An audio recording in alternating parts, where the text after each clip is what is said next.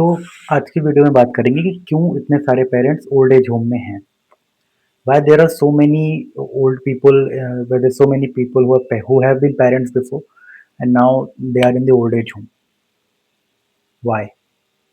Why is this happening in our Indian society a lot these days? Because you cannot deny कि ये सब हो नहीं रहा है. You cannot deny that fact.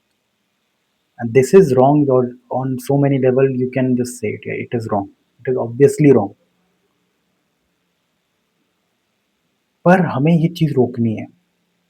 अब जिन लोगों ने कर ली है, जिन लोगों ने खराब कर लिया अपना रिलेशन, उनको सुधारने की बात मैं कर ही नहीं रहा, सुधार नहीं सकते।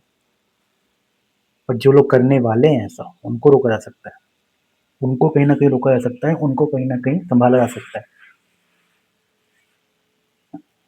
सो पॉइंट ये आता है कि जब आपका रिलेशन आपके बच्चे के साथ किस तरह का है, वो काफ़ी हद तक आपके डायनामिक डिसाइड करता है।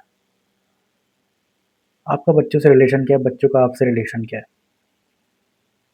ऑन सम लेवल अगर आपका अपने बच्चे का रिलेशन सिर्फ़ और सिर्फ़ इस चीज़ का है कि मेमोरी बेस्ड है कि भाई आपने पाला है, उसने आपको देखा है, उसने आपने देखा आपको आइडलाइज़ किया है, जो भी है और कुछ मोमेंट साथ में बिताए हैं, तो इस वजह से आप ज़्यादा क्लोज़ हो। अगर आपको ये लगता है, तो कहीं न कहीं चीज़ें खराब होना क्योंकि मेमोरी बेस नहीं कर सकते सिर्फ़ रिलेशनशिप को। रिलेशनशिप को आप सिर्फ़ एक मेमोरी के हिसाब से नहीं चला सकते। रिलेशनशिप कोई भी रिलेशनशिप कभी भी सिर्फ़ मेमोरी बेस नहीं चलता। रिलेशनशिप जब भी चलता है, तो काफ़ी हद तक उसमें एक एडवेंचर भी रहना चाहिए।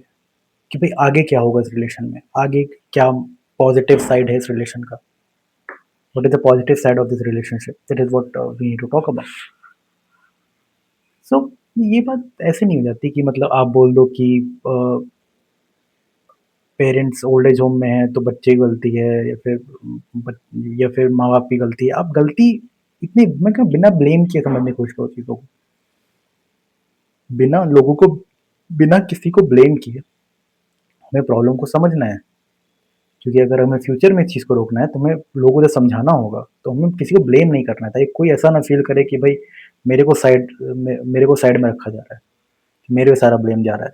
सारा ब्लेम माँ-बाप को जाएगा तो कहेंगे भाई अब हम लोग जो कर रहे हैं वो गलत है, सारा ब्लेम बच्चों को जाएगा तो भाई हम लोग जो कर रहे हैं गलत है। आप गिल्ट में डाल के लोगों को प्रॉब्लम सॉल्व नहीं कर रहे, आप लोगों को गिल्ट में डाल के कोई प्रॉब्लम सॉल्व नहीं कर रहे, समझे?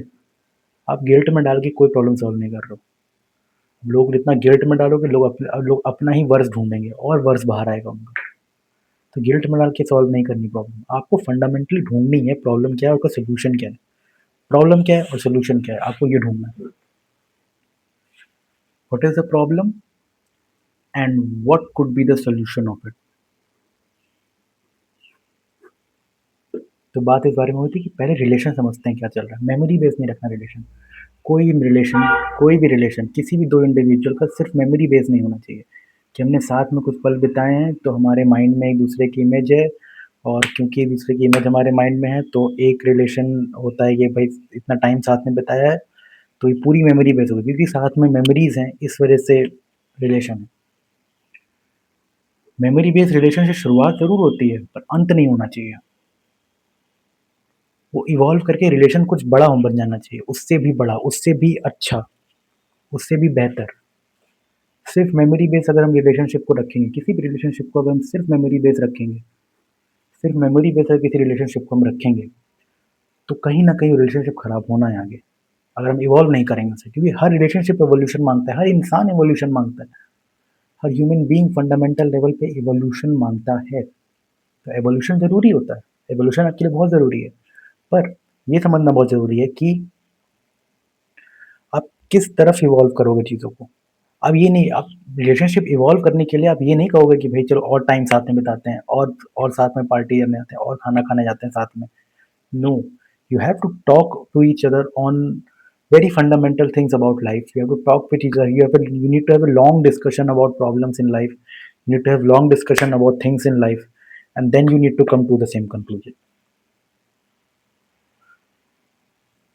मैं ये कह रहा हूँ कि चीज़ों को इवॉल्व करना है, तो उसको कहीं न कहीं ईगो को किनारे रखते हुए बात करते रहने की, वरना एंड रिज़ल्ट यही होगा। पेरेंट्स अलग, बच्चे अलग। बट पेरेंट्स अपना अलग ओल्ड एज होम में है, बच्चा अपना चिल कर रहा है ना? या फिर दोनों अलग-अलग रह रहे हैं, दोनों को बात ही नहीं करनी है आपस में। अगर हम रिलेशनशिप को सिर्फ़ मेमोरी बेस इवॉल्व करेंगे तो मेमोरी बेस में कॉन्फ्लिक्ट भी आता है। और कॉन्फ्लिक्ट वो नहीं सँभलेगा। हमें कॉन्फ्लिक्ट रिडन सोसाइटी चाहिए, हमें कॉन्फ्लिक्ट में कोई मज़े नहीं करने हैं, हमें लड़ाई में कोई मज़े नहीं करने हैं, हमें एक कॉन्फ्लिक्ट रिडन सोसाइटी चाहिए, हमें कॉन्फ्लिक्ट नहीं चाहिए अपनी सोसाइटी में, हमें अपनी सोसाइटी में प्रॉब्लम्स नहीं चाहिए, हमें प्रॉब्लम से दूर रहना है। और प्रॉब्लम से दूर रहना है, तो कहीं न कहीं हमारे लिए ज़रूरी बन जाता है कि हम चीज़ों को इवॉल्व करें और चीज़ें को इवॉल्व किस बेसिस पे करेंगे? सच के आधार पे। सच क्या है? एक साइकोलॉजिकल ट्रुथ है हमारा, जिसके बारे में हम डिस्कस करेंगे अपने लोगों से और जानने की कोशिश करेंगे कि वो है क्या? ऐसी कौन-सी चीज़ है जो सेम रहती है हम किसी भी ऐज के हो जाएँ तो? और हम उस डायरेक्शन में उसको इवॉल्व करने की कोशिश करेंगे, उस बात को ध्यान में रखते हुए उधर इवॉल्व करने की कोशिश करेंगे और तभी हम आगे बढ़ पाएँगे, वरना बहुत मुश्किल हो जाता है इवॉल्व कर पाना। Evolution cannot come at the cost of your own pleasures, right? So truth is necessary. पहले मैंने वीडियो में बात की कि कैसे पेन और क्यूरियोसिटी को साथ में रखना है। क्यूरियोसिटी को ज़िंदा रखने के लिए आपको डिस्कशन लंबे करते रहने होंगे। भले ही आपको इमोशनली हर्ट हो, भले ही सामने वाले पेरेंट्स को इमोशनली हर्ट हो, लेकिन इमोशनली हर्ट करना है ताकि आप डिस्कशन कर सको और इमोशंस किनारे भी रखना है ताकि आप मतलब एकदम कंज़्यूम ना कर जाओ इमोशन। किसी इम्पोर्टेंट चीज़ पे डिस्कशन हो रहा है तो उसपे डिस्कशन होना ही है। वरना अगर आप चीज़ों को सच की तरफ नहीं ले जाओगे ना, आप खुद ही इवॉल्व कर रहे हो मान लो, खुद ही आप ग्रो कर रहे हो, खुद ही आप पढ़ लिख रहे हो, सब अच्छा कर रहे हो, लेकिन पेरेंट्स इवॉल्व नहीं कर रहे। पेरेंट्स उसी दुनिया में जी रहे हैं 10 साल पहले जी रहे थे। अगर पेरेंट्स उसी दुनिया में जी रहे हैं, उसी माइंडसेट में जी रहे हैं और आपने अपने पेरेंट्स को अपने साथ नहीं लेके गए, तो कहीं न कहीं आपकी गलती है। क्योंकि आपकी गलती है, तो सज़ा भी आप भुगतोगे। ऐसा मत सोचना कि पेरेंट्स को अगर ओल्ड एज होम में डाल दोगे तो तुम्हें उससे कोई दिक्कत नहीं आएगी। तुम्हें आएगी। You will never be happy with yourself. तुम्हारे माइंड में हमेशा रहेगा कि तुम्हारा जो रिलेशन तुम्हारे बच्चे के साथ वो भी ऐसा ना हो जाए। तो हमेशा इस सच से तुम हमेशा डरते रहोगे, ये तुम्हारा डर बन जाएगा प्रॉपर। फाइनली तुम्हारा यही डर बन जाएगा और उस डर में तुम जियोगे ज़िंदगी भर। तो बेहतर ये है कि तुम अभी रिलेशन अच्छे कर लो, समझ लो कैसे सही करना है मुझे ये रिलेशन, कैसे मुझे लंबे डिस्कशन करने हैं, अच्छे डिस्कशन करने हैं, ढंग के डिस्कशन करने हैं ताकि हम कहीं न कहीं चीज़ों को इवॉल्व करके आगे बढ़ा सकें। और हम चीज़ों को इवॉल्व करके आगे बढ़ा सकेंगे तो हम उतना ज़्यादा उस बारे में बात कर पाएँगे। और वही ज़रूरी है, उससे ज़्यादा इम्पोर्टेंट कुछ है ही नहीं, उससे ज़्यादा इम्पोर्टेंट कुछ है ही नहीं, वो कभी था भी नहीं। हमने बना दिया, हमने बस बना दिया।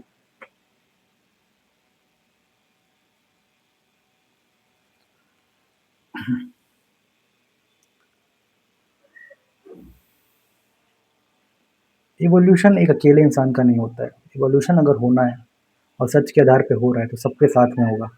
पूरी फैमिली का हर एक मेंबर इवॉल्व करेगा, ऐसा नहीं होगा कि आप माँ-बाप को पीछे छोड़ दोगे।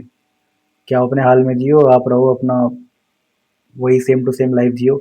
माँ-बाप ज़िद्दी हैं तो अलग बात है, ज़िद्दी नहीं है तो वो आपकी ज़िम्मेदारी बन जाती है। 2 ही तरीके हैं, या तो तुम अपने माँ-बाप के हिसाब से जियोगे या तो माँ-बाप तुम्हारे हिसाब से।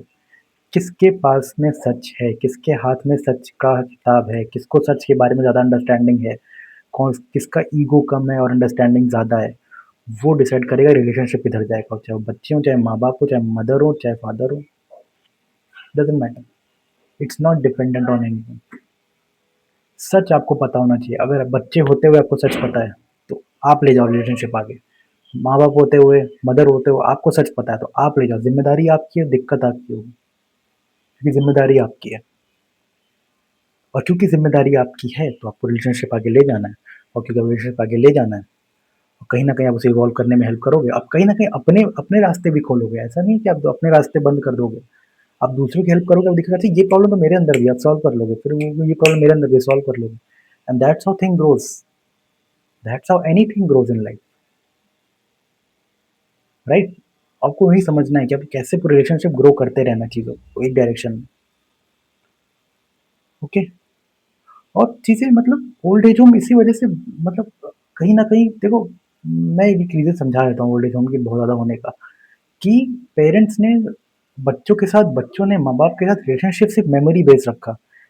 इन्होंने पैदा किया सिर्फ़ बायोलॉजिकल रिलेशन रखा, बस एक बायोलॉजी के हिसाब से रखा रिलेशन, कि भई इन्होंने पैदा किया मेरे को, तो इनके साथ इतनी अच्छी मेमोरीज़ हैं, तो ये मेरे माँ-बाप हैं और मैं इनको अपने क्लोज़ मानूँगा सबसे ज़्यादा, ये वाला। अब ये रिलेशन इस पॉइंट से कभी आगे बढ़ा नहीं। प्यार की डेफ़िनेशन सिर्फ़ यही रह गई कि बच्चा कुछ माँगता है, माँ-बाप दे देते हैं, वही प्यार की डेफ़िनेशन हो गई। बच्चा कुछ भी माँगता है, माँ-बाप दे देते हैं, या फिर बच्चा कुछ सीखना चाहता है तो माँ-बाप दे देते हैं, या फिर बच्चे को डिसीज़न लेना है तो माँ-बाप उसमें हेल्प कर देते हैं, दैट्स इट। माँ-बाप किसी टाइम अगर हेल्प ना करें, तब क्या प्यार की डेफ़िनेशन क्या है? माँ-बाप अगर कुछ बच्चे के लिए ना कर पाएँ, तो प्यार की डेफ़िनेशन क्या है? वो बहुत इम्पोर्टेंट हो जाता है।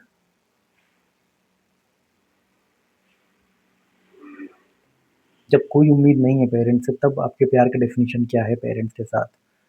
वो बहुत ज़रूरी होता है। हर बात आप मेमोरी बेस पे, इमोशन पे आप एक-दूसरे के साथ नहीं टिक सकते।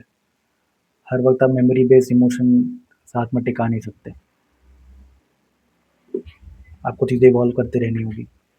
चीज़ें जितने ज़्यादा इवॉल्व करेंगी, उतनी ज़्यादा बेहतर होंगी, मैं पहले ही बता चुका हूँ। मैं ये पहले ही बता चुका हूँ।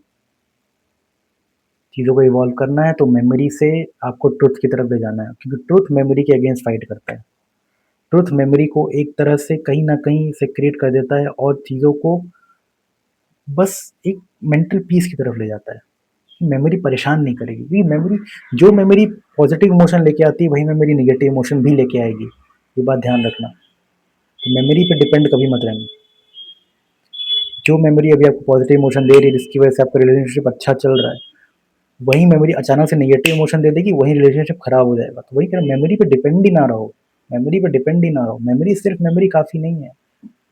मेमोरी को कंट्रोल करना काफ़ी है, with the help of truth.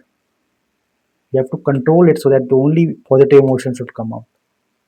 कि कहीं न कहीं इवॉल्व इवॉल्व इतना अच्छा होता रहे कि माइंड खुद ही आपको हेल्प करे इवॉल्व करने में, और पॉज़िटिव इमोशन के साथ। तभी पॉसिबल है चीज़ें आगे बढ़ें उस तरह से।